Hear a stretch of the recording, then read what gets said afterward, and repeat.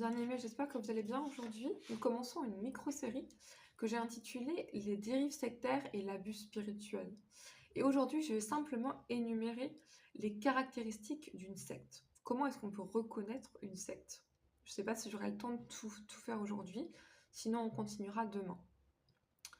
Donc, premièrement, on a vu, hein, j'ai bien précisé que cette série n'a pas pour but de critiquer qui que ce soit, c'est simplement en fait exposer un problème et en fait donner aussi du discernement. Gloire à Dieu.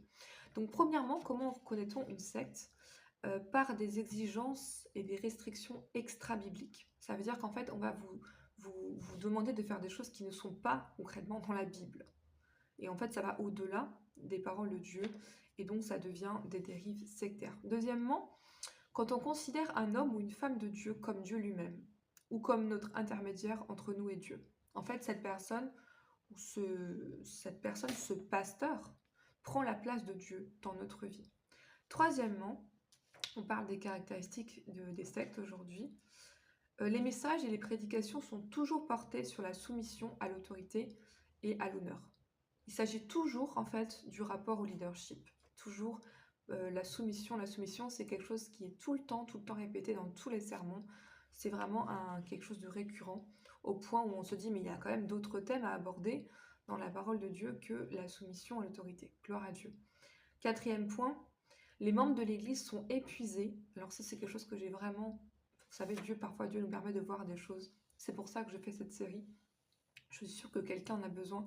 Les membres de l'Église sont épuisés, drainés, et n'ont plus aucune relation avec des personnes en dehors de ce ministère. Et ça, malheureusement, on le voit fréquemment. En fait, on n'a plus de vie. Notre vie, c'est l'Église, mais on n'a plus de vie. D'ailleurs, on n'a même plus le droit d'avoir une vie à côté. Cinquièmement, je n'aurai pas le temps de terminer aujourd'hui, je vais terminer demain. Les membres de l'Église, entre guillemets, ont peur de prendre des décisions sans consulter leur leader. Donc on n'a pas le droit de prendre des décisions qui concernent notre vie sans consulter le pasteur. Et ça, bien aimé, ça c'est des dérives sectaires. Ça c'est de l'abus spirituel. Par exemple, pour se marier, on a besoin de demander la permission pour déménager, pour voyager, etc. Non, ça c'est pas bon du tout. Ça c'est vraiment signal d'alarme contre une dérive sectaire.